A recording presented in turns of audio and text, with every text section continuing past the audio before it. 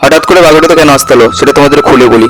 নমস্কার পাবলিক, আমি শুভ। আমি নিউ টাউনের বুকে একটি চায়ের দোকান চালাই। আজ রবিবার, অনেক মাল কেনা বাকি আছে।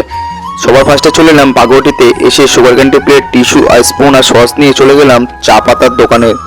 চা পাতার দোকানে গিয়ে দেখি সুবিধা কাজ করছে। সুবিধাকে বললাম 1.5 কিলো চা পাতা দিয়ে দাও আর লেমন টি দাও। 1.5 কিলো চা পাতা লেমন টি নেওয়া হয়ে গেলে চলে গেলাম বেকারির দোকানে। ওখান থেকে দেখি অনেক রকম বিস্কিট এসছে। ওখান থেকে 3 রকম বিস্কিট পছন্দ করে চলে গেলাম পাইকারি দোকানে।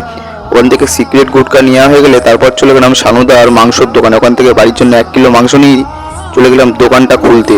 দোকানটা খুলতে তখন টাইম লাগে। দোকানটা খোলা হয়ে গেলে দোকানটাকে গুছিয়ে চাটা বসালাম। চাটা হতে যতক্ষণ টাইম লাগে। চাটা হয়ে গেলে 4:20 চা দিয়ে পৌনি করলাম দাদাদেরকে। দাদারা অনেক দূর থেকে আসে। দাদারা আসে হাটগাড়া থেকে আমার কাছে চা খেতে। তারপর দেখি আমার ভাগ্নি এসছে।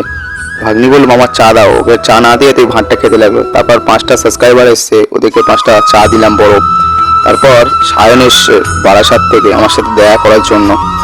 সায়ন লজ্জা পাচ্ছে ক্যামেরার দিকে। তারপর দেখি দোকান রাত হতে লাগলো। আস্তে আস্তে দোকানটা বন্ধ করে চলে এলাম। সবাই ভালো থেকো, সুস্থ থেকো। দেখা হচ্ছে পরের মিলে ব্লগে। টাটা।